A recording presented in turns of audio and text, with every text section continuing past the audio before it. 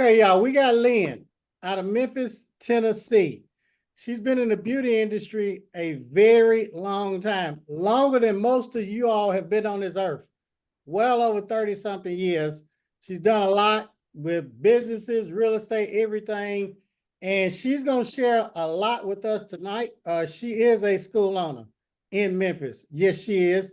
So let's go ahead and get started. And I met Lynn I met her back in like 1998, a very long time ago, with her and Mr. Dudley. Yes, I got my I can't, I will, walking by faith.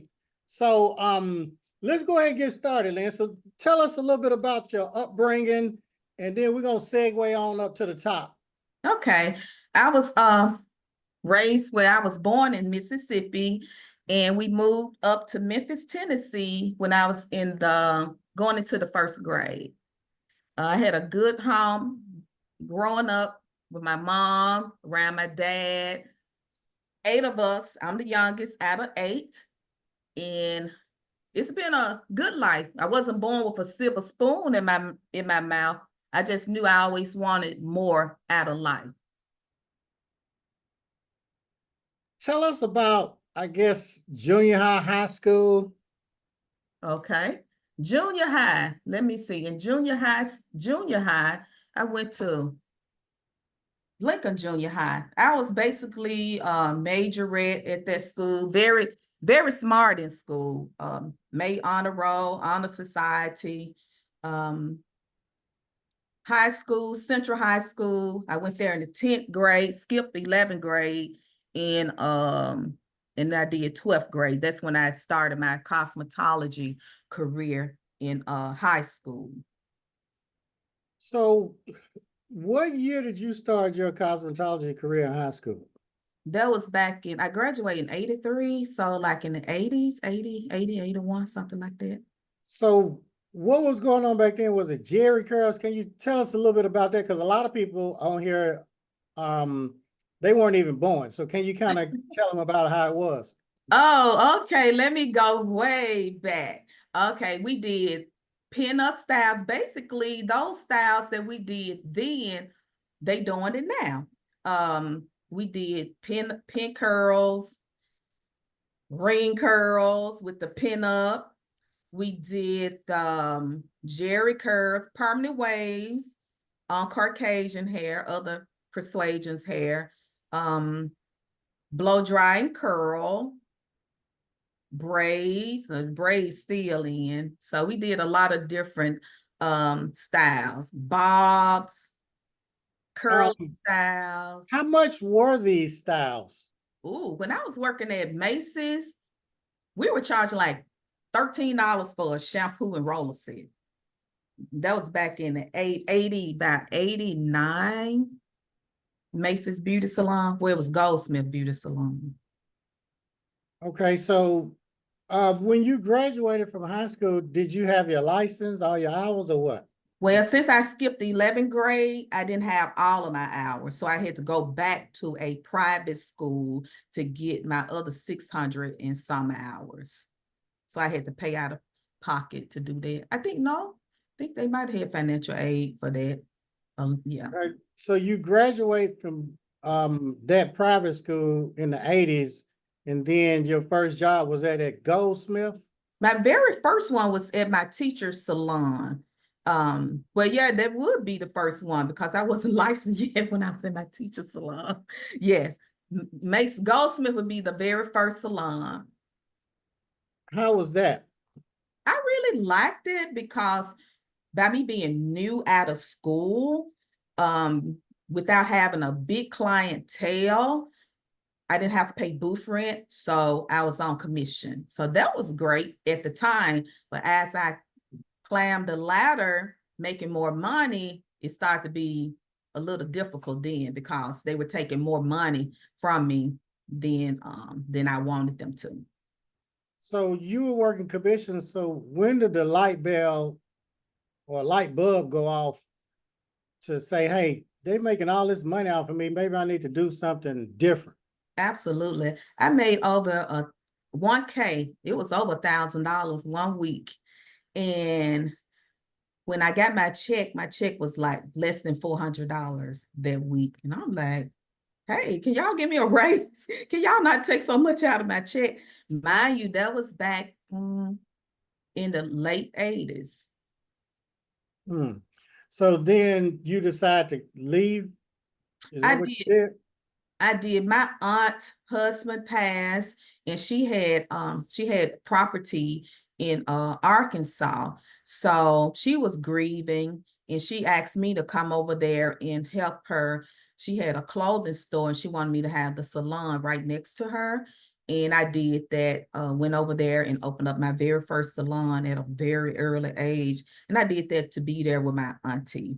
And it was right on time because they had took all my money. I'm not gonna say they took it like that, but it was like I had to give up so much of my money, and then everything just fell in place. The opportunity was there. And how long were you there with your aunt? Probably about a year. And she was doing better. So it was just time for me to come back because it was a long travel. I think I had to travel, it's like in the country. So it was like you're going down these one-way highways and back roads. So I stayed there about a year and came up back to Memphis. And that's when I worked at Miss Bunny's shop. Okay, so you come back to Memphis, and what do you do when you come back to Memphis? I came back to Memphis because I want to continue my career in cosmetology because make good money doing hair. And so my mom lived in this certain area. So I said, well, I'm gonna go up the street to this salon and see are they looking for a hairstylist. And she was looking for a hairstylist, and I ended up working there. Okay, so you got the job at Miss Bonnie, is that right? Yes, I was renting a booth. How much were you rented a booth for? Oh my God, probably less than probably $50 or something like that. It might have been less than that. $50 per week? Probably so. Yes, because that was what back in. So they had to be like, I was with my auntie about in 91. So yeah, it was about 50, no more than 75. It was real cheap. Okay, so now you're in Miss Bonnie's shop doing clients, correct? Right. Okay, so let's recap that. But okay, so Miss Bonnie she loved the way I did hair, and she loved because I'm paying booth rent. So one day, a young lady mom called up to the salon. At that time, we had those landline phones, right? We didn't too much have the cell phones. So I answered the phone, and the mother wanted me to do her daughter's hair. And I believe I asked her, I said, had anyone else up here? Because I'm new to the salon. Had anybody else up here done her hair before? I think she did say Miss Bonnie did her hair before. And I said, well, I don't do other people, clients' hair. And Miss Bonnie, she was an older lady. She was probably about 50 or something at the time, and I'm in my early 20s. And I tell my students, I like most of the time, younger people, they going to want another younger person do their hair, even though Miss Bonnie was older. She wasn't giving her the styles that she probably wanted. Her mama wanted her to have, or what she wanted. And so the mom was like, well, I pay whoever to do her hair. That she paid. So I said, yes, ma'am. Since Miss Bonnie bragged on me, like, ooh, if I told my mother, if I had 2 or 3 more girls like Lynn, ooh, my shop would be this or that. So I'm thinking the lady was admiring me and happy for me, but I found out she wasn't. So once I did the young lady's hair, I started noticing Miss Bunny was acting funny. I didn't know what it was about. Everything she just pick, rolling her eyes and all kind of stuff. So one day I told the barber, and I said, look, I'm gonna work on the side that you working on, because that lady right there, her attitude, mind y'all, I was in my early 20s. So I'm still young, about 20 years old. And so he said, well, Lynn, she been mad at you. She upset with you. I'm like, why? And he was like, I don't know, but she been upset with you, and she been ready to put you out of this salon. I said, wow, what did I do? So I did go to Miss Bunny and ask her, what did I do? She never could tell me, but she told me that I need to leave her salon. That Thursday I had went, because I always go to the salon, get my hair done. That Thursday I had went to the hair salon to get my hair done. And the owner said, Lynn, I got one more booth left. I didn't ask him about no booth or nothing like that. He knew I did hair. He said, I got one more booth left. You can have it. I said, well, no, I like to stay where I am. I don't like all that jumping booths like that. So when I got back to Miss Bunny's shop on that Friday, Miss Bunny was carrying she told me, you need to get out of my shop. I'm thinking this lady playing. I don't know. Like I said, I'm in my early 20s, not thinking. So I went to the man that owned the strip mall that she had her beauty salon at, because I did his daughter's hair. I did a lot of people hair in the community. I have people lined up around the wall at that time. And I went to him and I said, oh, Miss Bunny told me to leave her salon. I was crying and everything. I was crying. And he was like, oh, yeah, she's out there. She's crazy. He said, when her lease is up, you can have it. I said, but I need somewhere to go now. And he like, ain't nothing I can do because she had signed a lease. I said, yes, sir. So I went back over there, still doing my hair in the midst of all of that craziness.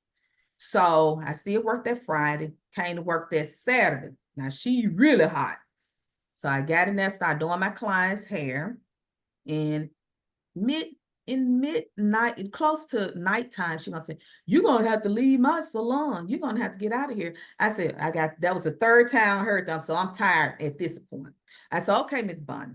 I said, let me finish my clients, then I'm going to leave your salon. I'm gonna call my mom and my sister, come and help me pack up my stuff. I'm getting up out of here. So I called, no, you leaving now. You leaving now. So she called the police. And the police came and they asked me, did you sign a lease? I said, no, I didn't sign a lease. They said, well, you're going to have to leave. I was ready to leave anyway because I didn't want to go through that hostile environment. So to me, she should just came to me and told me, don't do, if somebody hair I done before, don't do it. That's what she should have done as a business owner and being older than me, old enough to be my mama. So I ended up calling the guy that Leon, he owned the salon that I used to go and get my hair done in. So I ended up calling him and asked him, did he still have that booth available? And he said he did. So I called my mother and my sister to come and help me pack up everything. And I did. I told Miss Bunn, I said, Miss Bunn, the way you treated me, I said, things gonna happen to you. I didn't mean no harm, but you just don't go around treating people, like that. You really don't.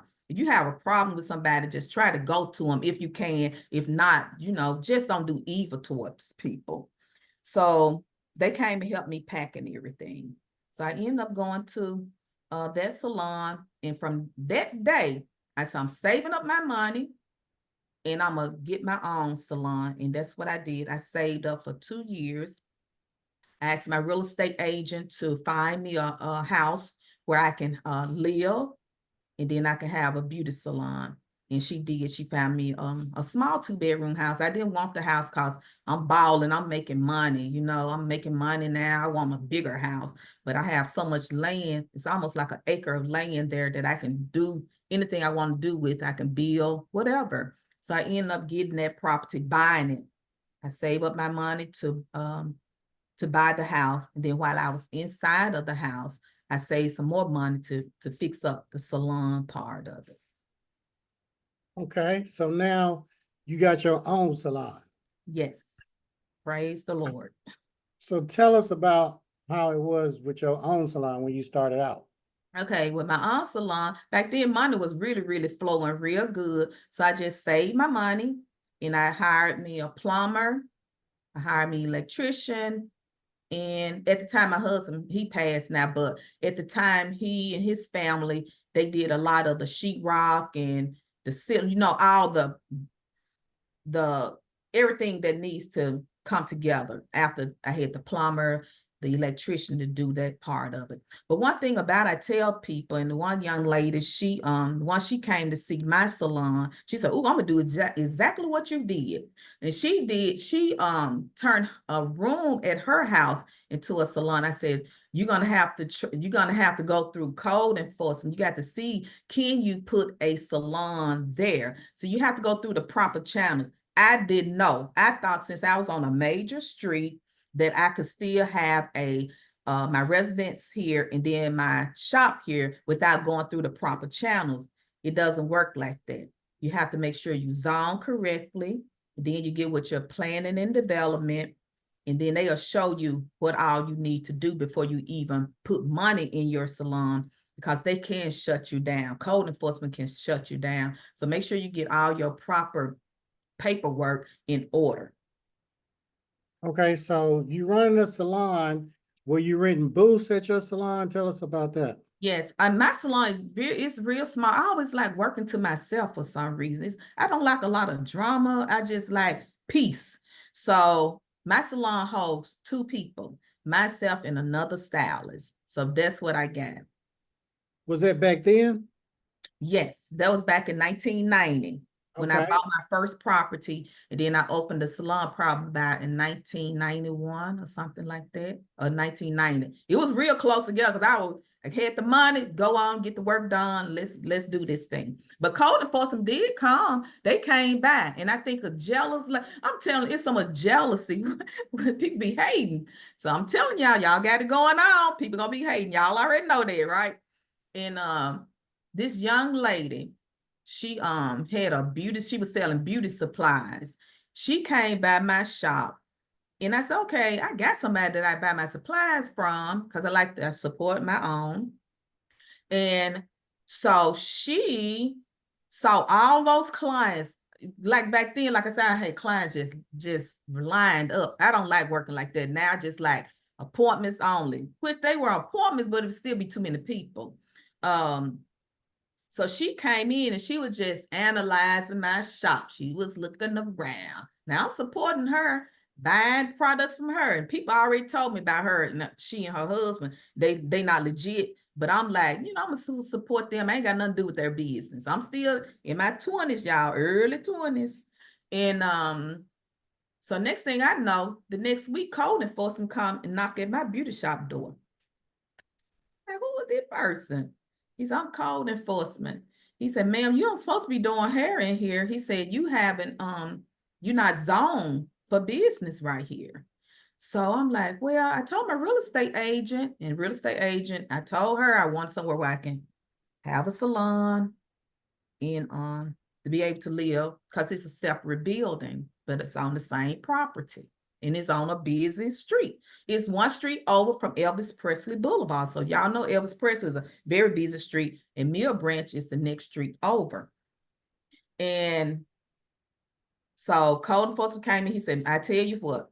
I said, what I'm doing about my clients? And I got everything just plush, looking good up in there. He said, I tell you what, excuse me. He said, take your sign down. He said, if they call me back out here again, I'm going to have to close you down. I said, well, what's the necessary tools I need to do? So he told me all what I needed to do. So I had to pay money to go before the land. It's called planning and development. It wasn't that much back then. Maybe I said less than $1,500. So I had to go before the city council. I wrote out, come to think of it, might have been that beauty shop down the street too that did that, because he came up against me when I was at the right before the city council. And because you have to send letters out to people like 5 miles radius of where you want your business, where you're trying to get it rezoned. So they send it out to your neighbors. So your neighbors can say, no, we don't want no salon there. Or yes, we want a salon there. Or they might want to know why this salon want to be here. Because behind my property, it was like a homeowner association. So I understand that, because you don't want your property value to go down because of nonsense. So once I went before the board, make sure my light. Once I went before the board, I wrote out a letter and let them know, look, I've been in business. I got a great clientele. I'm not looking for nobody else's clientele, because the guy down the street, 2 doors down from me, he came with that letter that they sent out. I had to pay this guy, he works for a title company. So he sent out letters in the neighborhood. So the guy that owned the beauty shop 2 doors down from me, I was there before him anyway. So he gonna come hit me on my shoulder like, what's this for? I'm like, okay, that's why we here. I'm already nervous. I'm up and trying to be in front of all these city council people. I don't know if these people gonna let me stay open or what, don't do me like that. So it was so funny. So I got up there, said my spiel, told them how long I've been doing hair. I don't take walk-ins. All my clients, word of mouth. We didn't have Facebook. We didn't have Instagram. We didn't have TikTok and all of that. Word of mouth, and doing great work. And so they approved it. They said, you can have your beauty salon in your home there. And what they did is it's a different type of zoning they did for me. So when you prove yourself to people, to your city council, your community, if you walk that type of life, people, they appreciate people that bringing value into your community. So they approve me to stay there and just go through the proper channels. Okay, so you running that salon. I know the last time you told us that you had another employee, a surprise employee. Can you tell us? Oh, yeah. So the lady that put me out, right? The one that called, she didn't just put me out, called the police on me. So, and that's one reason I like working by myself. I might do one person, or you can come through. When you coming through, work for a few hours a day, you can move on if you want to. So I get a call, and at this time I had opened up my second location. I had bought another building in North Memphis, and that held like 10 stylists. So I said, I'm gonna go big now. And so at that time I had 2 salons. I bought that building in 2002, and I still have it. But it's now it's a salon, but it's a music. He turned it into a music studio. I just rent that a building out. And so I was doing hair. I get this call, and the lady said, do you have any booths available? And I was like, really? I'm not really, like I said, even though that big salon in North Memphis, even though we had 10 booths, I was still working by myself. I said, I'm not ready to go through this again.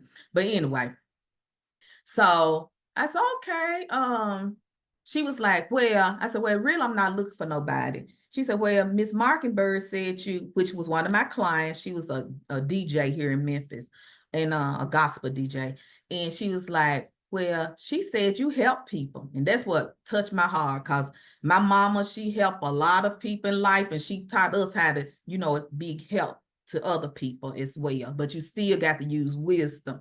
But anyway, so Miss Bonnie, I said, when I got off the phone, I said, that sure sound like Miss Bonnie, y'all. I promise. But I wasn't sure, because I hadn't heard from her in a while, but that she had this different type of voice. So I went on to let the lady, I was like, okay, yes, ma'am, you can work at my salon in North Memphis if you need a place to work. When Miss Bonnie came up there to talk to me, I didn't know that was Miss Bonnie at the time, but when I opened my door and saw Miss Bonnie, I said, that is Miss Bonnie. But I never did let her know I was the young lady that she put out of her salon. So she's working now.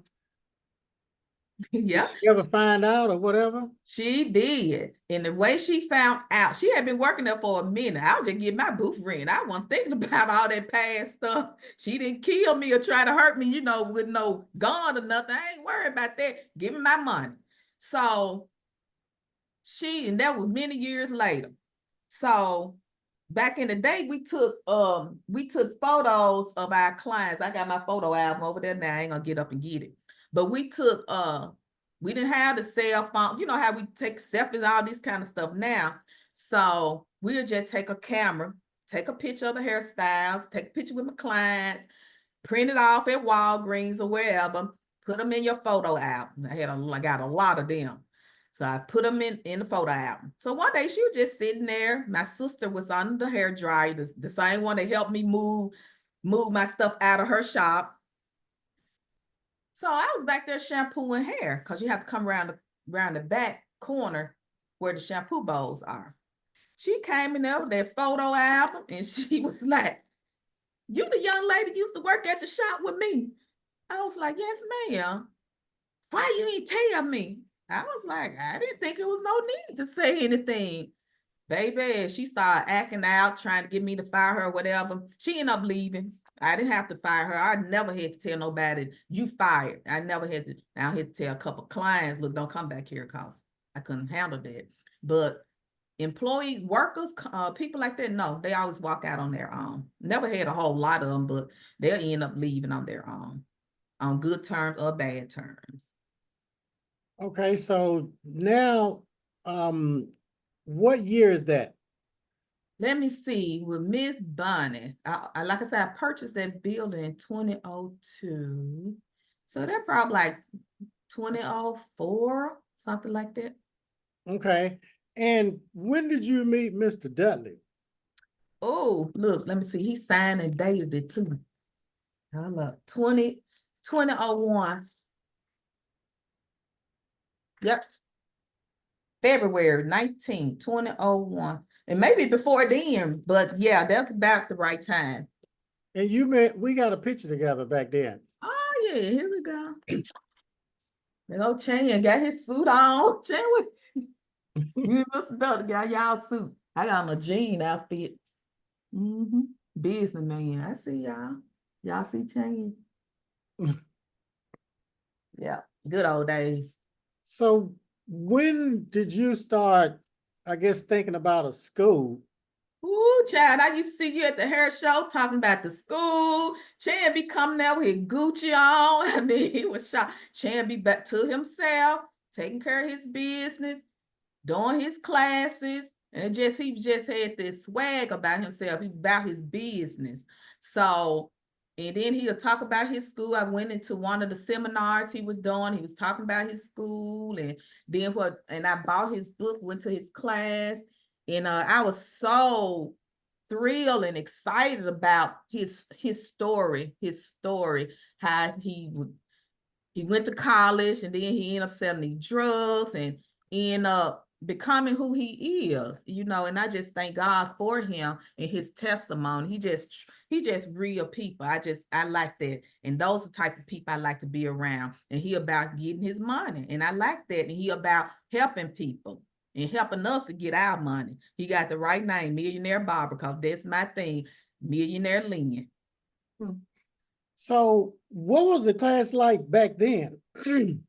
Classes was for me, I used to go to a lot of the hair class. But when I became a salon owner, I started going to a lot of the business classes. So they had a lot of different classes on whatever you want, really. So I couldn't make to all of the classes because some of the classes were going on at the same time. So what I would do, what I was interested in, I would circle out because they used to send us these where the salespeople would bring out the flyers with all the information on it. So I would just circle what class I'm gonna take, because you have to know your vision. You got to know what you want to do. And those are the classes that I stuck with. And even though it took me 25 years to open up a school, but look, I've been following Chan for that length of time. So what were you thinking as far as that school? Why did you even want to open a school? It was like being in the hair business, there's levels. I've done platform work. First of all, I worked in the salon. I did the booth rent, did the commission. I've done platform work. It's like an elevation. It's like being on a regular job. How some people, they start out as a salesperson, then they move to the manager, supervisor, however that goes. It's levels to this. So for my level to get to the next level was being a school owner. And to me, that's like top tier to me. And how long did you think about being a school owner before you did it? 30 years. Now, what made you wait so long or whatever? Did life happen or tell us about that? Yeah, I really wanted to open up a school. And I remember I had called Chan. I said, Chan, I really want to open up a school. I was in my 20s then, about in my 20s, late 20, about 28, 29, something like that. And I had called maybe earlier. I had called Chan one day. I said, look, and we didn't talk every day. It's just like, he'll answer his phone. I called, look, I want to open up me a school. And then he said, I tell you what, why don't you come to Nashville and run my school for a day and see how you like it. But I never did make it. I was married at the time. And you know, sometimes your spouses, they not on the same level you on. And I'm not trying to make no excuses, because a lot of times we married folk, we ain't got no business married anyway. But anyway, we need to get, and I tell my students, make sure, because when you get in the hair business, this is not like a 9 to 5. This is a 24/7, this 24/7, basically. But you have to learn how to balance everything out. So you have to make sure, and even in relationship, I know we're not really talking about relationship, but it does have something to do with your career. You need to get somebody that's on the level that you on, you know, where you head. Everybody not entrepreneur minds, they don't have the entrepreneur mindset. So I'm an entrepreneur at heart. Some people not like that. Some people want a 9 to 5 and still can support you. But some people like a 9 to 5, like, that's it. I ain't thinking about your business, and you do what you want to do, but they don't be there to support you. So I'm not saying because a person have a 9 to 5, but they there to help you, support you, like, I'm in your corner, that'll work too. But then you have some got working 9 to 5 and they ain't think about nothing. You do your thing, I'm over here. So you have to be mindful of who you date and who in the relationship that you are in. Okay. Now after the 30 years, what made you finally decide to jump? Well, maybe it's like it's time. And then when COVID hit and all of that, it was time. I saw I'm fit to invest my money in something that I want to do. And then when you talk about that financial aid and how much money you can make, and then I'm very gifted in hair. I've been doing it so long. I love it. And I want to give back to my community. I didn't want to just take this to the grave with me, because I have been to so many hair shows. I have learned a lot. And I just like to enhance people's beauty. And I want to teach my students, and I do teach my students how to enhance people's beauty from the inside out, and with professionalism, you know, because we have so many stylists now. I don't know if they licensed or not, because they not doing half of the things that they should be doing as a professional hairstylist. So that's one reason I did want to open up my school. It was time, and I'm getting older now. So I'm working toward my retirement, which I've been my mindset been like that for years. So I'm getting older. I focus on my retirement. So that's another reason I want to open up a school. The year that you opened, did you know you were gonna open it that year? The year that I opened, yes, because I already had my everything set, my plan set. I knew I was going to open it. I didn't know how long. I had my money there. I was searching for my building. So when I got the right building, then I knew I was going to be ready to open up. So when you would call me, what were you thinking? When I first called you, When you called, up with, no, when you called like a couple of years ago when you opened your school, yeah, when you first started calling, because you told me, well, shit, I'm gonna do it. yeah. It been 20-some years. So what were Yeah. you thinking? My mom, though, she was like, Lynn, because my mom is 91 years old, y'all. She is 91, and she already said I'm doing a lot. And I moved my mom in with me. I bought a 5-bedroom house, and I moved her in with me. I was going to build a house where my other salon is. You know, I got the house in the salon. Then I built my brother a small efficiency behind the other house. Then I was going to build a house in the back. So I ended up moving my mom with me. She was like, baby, you already doing a lot. Yeah, I understand, because you a handful yourself. But she was like, well, do you have help? I said, yep. I said, Chan is going to help me get everything together, in which he did. I mean, my enrollment agreement, my curriculum, whatever I needed, Chan was there to help me. And I tell people, you have to do some work yourself too, because you got to know what name you're gonna come up with. You got to know what name you're gonna come up with. You got to get your hours together, and then whatever you need, and let it work for you too. you know, because you know your schedule. I know my schedule. I know right now it's hard for me to be at a school all day because I have a 91-year-old mom and I have my brother here. So, well, he got his own place, but he come and help me out with my mom. So I have a lot going on. So I know with me, it's being in school all day wasn't good for me. So I do hybrid class, but hopefully one day I'll do the full service salon. I couldn't really find a building out in this area that had enough space for a full service school. So I end up doing the hybrid, the apprenticeship program, which it works for me. It do what it does what it do. So can you tell the people about how you found your building? Because there are a lot of people that are thinking about opening a school. Some of them kind of fearful, hesitant. But can you tell them like your journey? Did you get in the car and drive around? Take them through the full steps of that. Yeah. So one thing I know Chan teach, try not to go out your budget, and he's so truthful. South Memphis, you can get property out in that area for really cheap, but I just didn't like the location. So I said, well, I'll sacrifice if I have to pay the rent, the lease, at least I can afford it myself. I don't have to depend on, oh, I need to get these students in here. I need to get these students in here. So I drove around. Then I have a friend that he works for the city. He does a lot of like if people got high grass or they need cleaning or the highway look bad, whatever, he does that type of stuff. So he recommended this group of people that had a space big enough for me, but it wasn't working for me at the time because right then I didn't have everything in place that I need. I knew the money was coming, but it wasn't when I needed that place was available. By the time I wanted that spot, it was gone. So I just started riding around.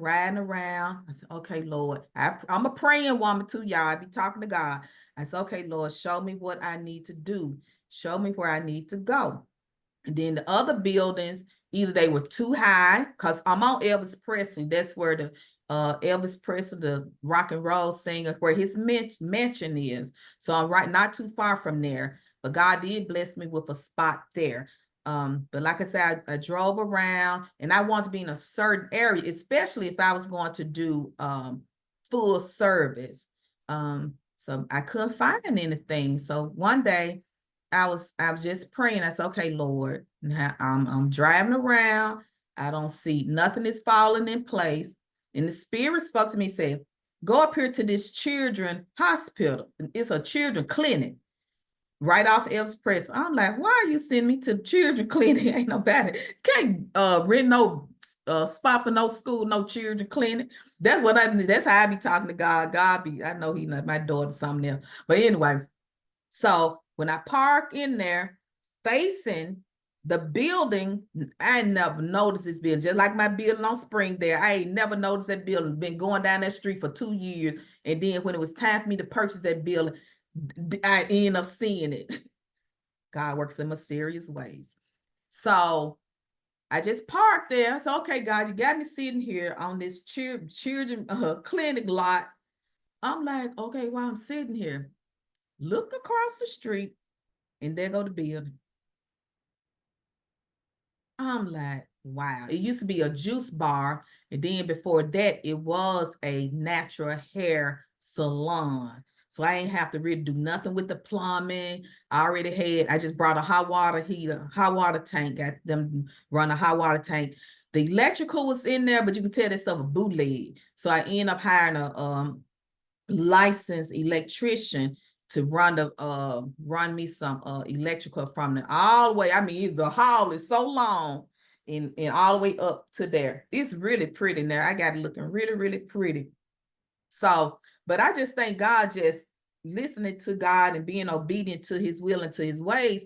And right now, that building is basically covered because now they have put this real big commercial building in front of that children's clinic now, where you can't even see that children clinic. I just thank God how God moves in mysterious ways, and just so wonderful, I just listen to the Spirit and I just pray.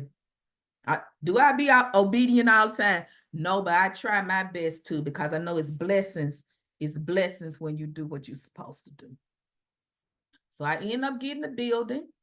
I called the manager there, and he told me that somebody else in the building wanted that. So he gonna give them first choice because they've been in the building. Say they they tenants, you know, they've been there long. So he showed me another classroom, and I was like, I don't want that. I'm not being grateful, ungrateful, not ungrateful, but I know, I'm gonna tell you, when you know when something's out of place, it ain't fitting right, it ain't right for you. But when it's flowing, it's for you, you'll know. So I was like, that'll be my second choice. I said, okay, Lord, this ain't it right here. So I said, I want that one right there. So he took me through there. Let me see everything. I said, this is gonna be perfect. And it's a storefront right in the front.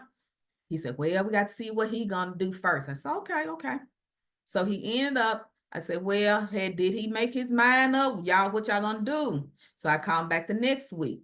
And he was like, well, no, he ain't made. I said, okay, I'm getting him one more week and I'm gonna move on. So he said, okay, come on in. I went on in. And then he said, here it is. Oh my God, y'all. I shouted. I was praising God. I was praying for prosperity. Everybody to walk in that place, to be blessed financially, mentally, physically, emotionally, financially. I was doing all that in front of the property manager, crying, and just even the spirit just took over. But he's a pastor, so he understood. Yep. So I got the place, and I'm excited about it. Been there to be 2 years this year. Actually, my lease up next year. Yep, September. Well, yeah, next year, because I was in there. I had my grand opening September the 17th, 2022. Yep. So you had to submit your paperwork to the state board. How was that? Ooh, honey, thank God for you, because I couldn't have done it by myself, because it's a lot of work. It's a lot of work, but now I have caught on because Chan made it easy for me to catch on, because you know he allowed you to do your part too. Like I said, you got to know what you want to name it. You got to know what your hours of operation. But you give him the basic, then he'll take it from there. So I thank God for you, because that stuff was stressful. I couldn't do it with trying to run 2 salons. I'm a realtor. I have properties. I'm a landlord. I have tenants. I have my mom, my brother, and you know, then I'm a minister as well. So I'm writing sermons, I'm preaching sermons, I'm teaching, I'm traveling. So it was a lot. Now I know they want, how'd you get students? Because a lot of people, when they are thinking about opening a school, some of them hear these voices or dream killers. Well, how you gonna get students? Please don't listen to dream killer. If you know that is your calling, go forward. Budget yourself. Know how much everything costs. You know, you have to count up the costs before you bill, right? So you want to count up your costs. Your count up your costs. That's important. And even counting up your costs, you still need to know when it's time to get out there. And like I said, by me being a praying person, I'm praying to God. God, show me when I need to get out here, what I need to do. And then God just showed me what I need to do. And I just have to be obedient. Shane, I got off a little bit. What you were saying? Well, no, I was just asking, how did you get students? Because I know a lot of times people will say, well, you gonna open school. Well, how you gonna get students? They always put these little dream killers in front of you. Yeah. And if you kind of known in your community, you've been out there doing hair, a lot of people gonna already know you. And then we got social media, all of that now, that shouldn't be no problem. Now for me, people already knowing me and me being in the business so long, it's like, I want to do what Lynn do. Lynn driving this Mercedes. Lynn got this 5-bedroom house. Well, I ain't had a 5-bedroom house when I first opened up the school chain. That was after I opened up the school with a swimming pool. But I always had I had properties and buying my own properties. I always dress nice, look nice, jewelry, whatever. So people, they admire you. They want to, when they admire you, they want to be like you. So it's like, man, he made, and they might not can even do hair good, but they just want to go to school just because I see you have level up. I see you doing this for yourself. I see you helping other people. I see how you roll. So word of mouth, family members, you got family members that want to enroll. That's good. But basically mine was word of mouth because I really didn't do no advertising. I went to some schools, people start inviting me out to different functions. They want me to set up because they just want me to be out there, and they still ask me to come and set up at these different events. I don't try to do too many of those, but I still try to do some of them. I get my student go with me sometime, or I let them do it for me. But word of mouth, need to advertise would be good. And sometimes now I'll go on Facebook and just kind of do an ad, $30 ad, just to see what I'm catching out there. So advertising, marketing is very important. You need to market yourself. That's very important. How did you get the students to pay, to invest in themselves, to want to attend without the financial aid? Okay, so with students like that, I found out most of the students that pay cash are working people. And then it helps because by me having a hybrid class, they don't have to be in class every day. They can still work while they still in school. So those, it's kind of more middle class people, or the parents pay for their kids, or the parents come themselves and pay. Most of them are people that working that comes to the school and pay. They put a certain percentage down. Just, I'm throwing a number out there. If I'm charging $6,000 for cosmetology and barbering, so I asked them to put at least $600 down. And then if they can't put $600 down, I just ask them what can they put down. I'll take it at $300. And now make sure everything is on the contract, on the enrollment agreement that Chan helped me get together. So like Chan, he teach us, just try to get them in there. Just get them in there. Even if it might not be the 600, it might be the 3, at least that'll give you enough to get them started. And how big is the school? What's the square footage? Oh, how big is my school? I forgot, Chan, but it's show on that paperwork. It's over 1,000, I know. Okay. It's over 1,000 square foot. I should have had pictures, but I got a video on Instagram how it looked.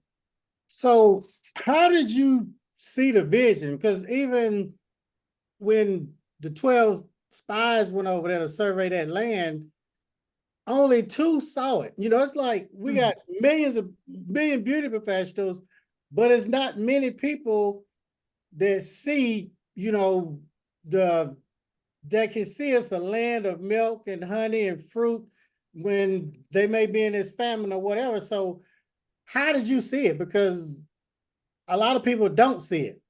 Many are called, but few are chosen. So to me, it's the heart. The heart, that's what matters. Because some people can go and open up a school and they don't even keep it for a long period of time. They don't do what they supposed to do. They not treating the students right. They doing stuff they ain't got no business doing that's against state board. So a lot of times people, it's just like in the Bible, you got the hired shepherd and you got the good shepherd. The hired shepherd, they just work for the money.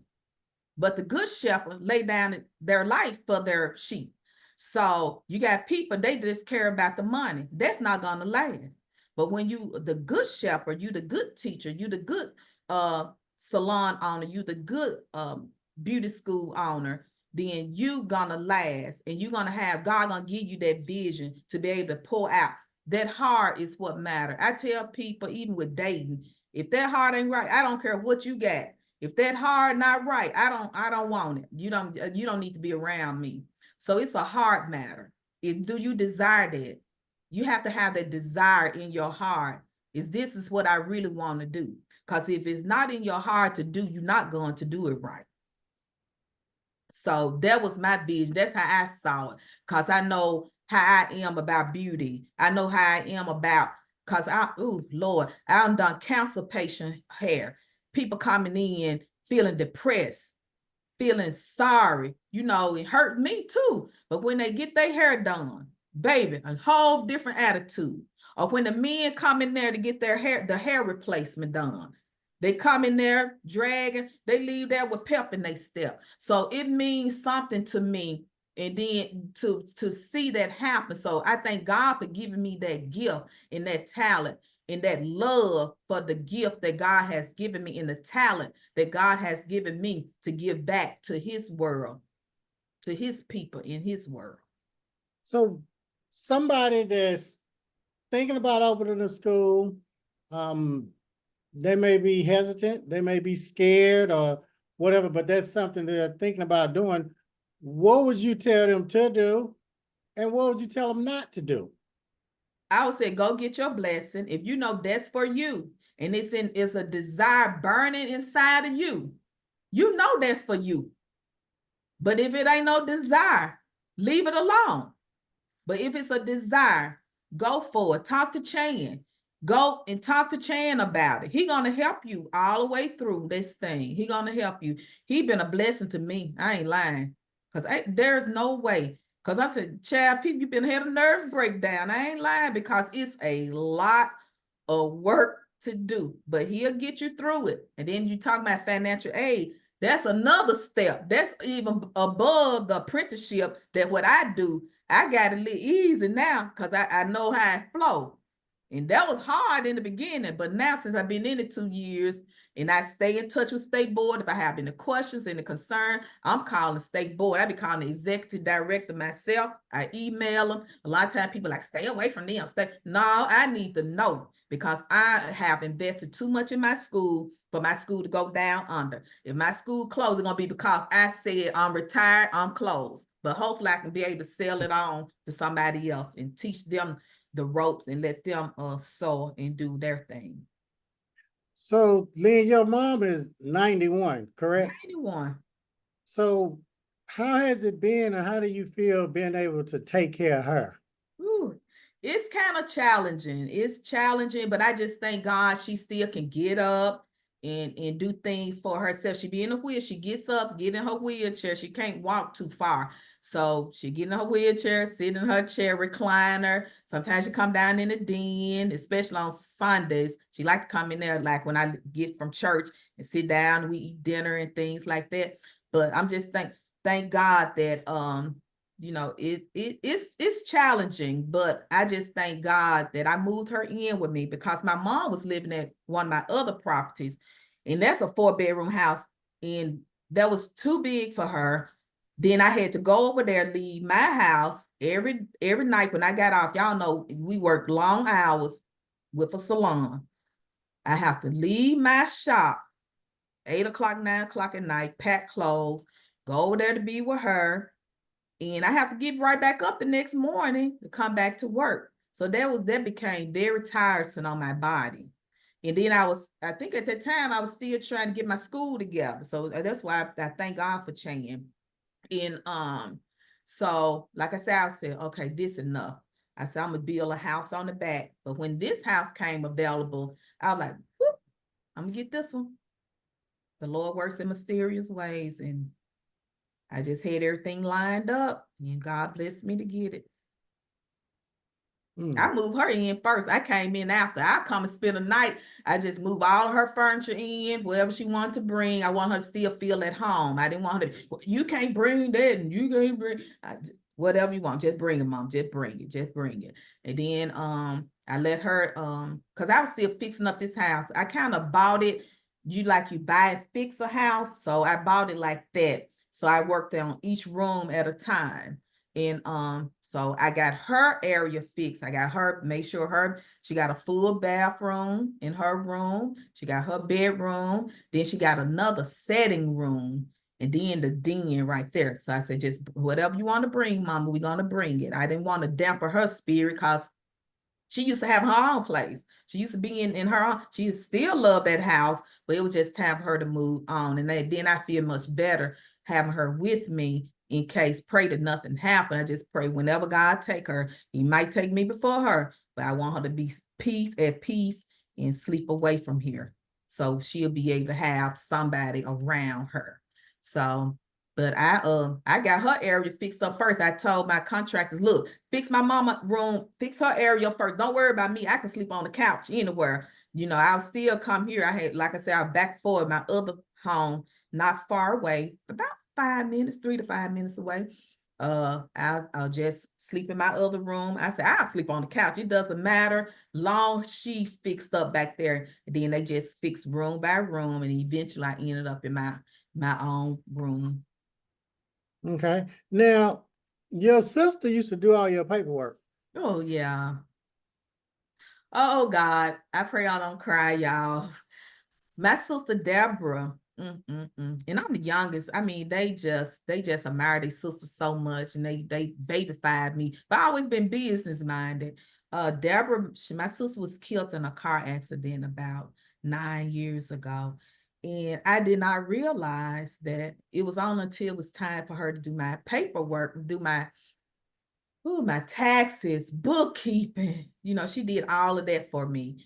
And before she passed, she didn't know she was gonna pass though, but she would just tell me, she said, Lynn, she said, you need to start learn how to do some of your own paperwork. And I was like, no, I do hair. I do hair. That's what I got you for, right? And but I did not know my sister gonna get killed in a car accident. And it didn't really dawn on me until it was time for me to file my taxes. You know, I'm like, oh my God, my bookkeeper gone, Jesus. So it was hard to find somebody else. I called the state representative, so I know he got a good bookkeeper. So I did call his bookkeeper to do my paperwork, but that's another story. And I let him do it for a minute because I don't like everybody in my business like that. Then I ended up getting I was going to buy me a Mercedes how long ago? But it was my very first Mercedes I was going to get. So when I went to the Mercedes dealership, Mr. Warren, and he was like, okay, bring me your paperwork. Child, because my sister used to tell me, well, Lynn, stop having your paperwork everywhere. Just put it in a box or something. Then I'll organize it for you. So what I'll do, my sister come get her hair done every week. So that's the way I kind of paid her. You get your hair, she got her hair done every week. And then she kept my paperwork in order. So she said, just put everything in a box or something. I got stuff here that she'll just tell me to do, like put it in something like this. And so I did, and so I went to Mr. Warren. This after my sister had passed. So the other man I went to, like I said, he was just off the chain. I couldn't deal with him no more. Then I was grieving, going through with my sister, and dude, I don't need to hear all of what you trying to propose here. But anyway, with your married self. And then so I ended up going to Mr. Warren to give me a Mercedes. I wanted to give me a Mercedes back in the day. And so Mr. Warren said, bring me your paperwork, the taxes and all that. Baby, I said, a sack of paper like I used to give to my sister. I had a sack of papers I used to give to my sister to organize. He said, baby, this not going to work. I said, okay, Mr. Warren. He said, but my wife, she does taxes. And they were such a beautiful couple. And she started doing my taxes. And I still didn't get that Mercedes because my brother was like, that's not a good car, because it was that everybody was driving. You know how we, as stylists and Barber, we like to get whatever's new. My brother like, no, you're not getting an E-class. So it was an E something they would drive back in the day. I said, I want that car because everybody, all the hairstylists were driving it. But my oldest brother, he into cars, and he's like, you don't need that. So I did not get that. So I just started buying Cadillacs. I've been driving Cadillacs for years and years. So I ended up getting a new Cadillac.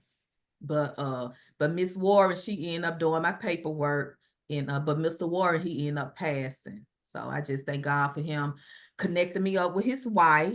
And she ended up stopped. She didn't do it anymore because she was grieving her husband, because they had been married for 30 years or something. So she stopped doing it. And I'm trying to see.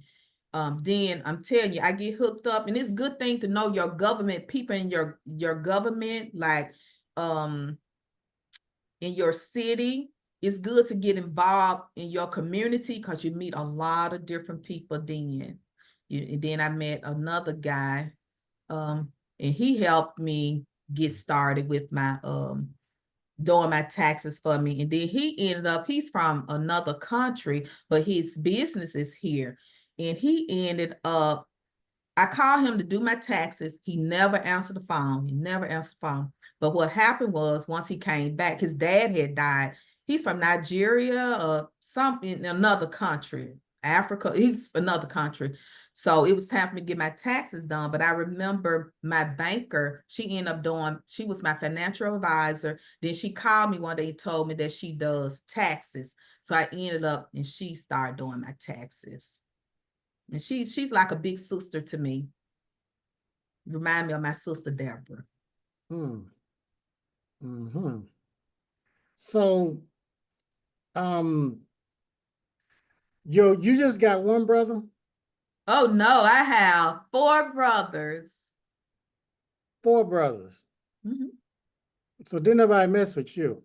Mm-hmm. My sisters, they were tough too. The one that passed, she called my baby sister. Don't you mess with my baby sister. No, they couldn't get to me. They still like that today. They so overly protected. They overly protected. I'd be like, I am 50-some years old. I'm gonna grow up. My nieces and nephews the same way. They very protective over their auntie. We just kind of like that about the whole family, but something about Aunt Lynn.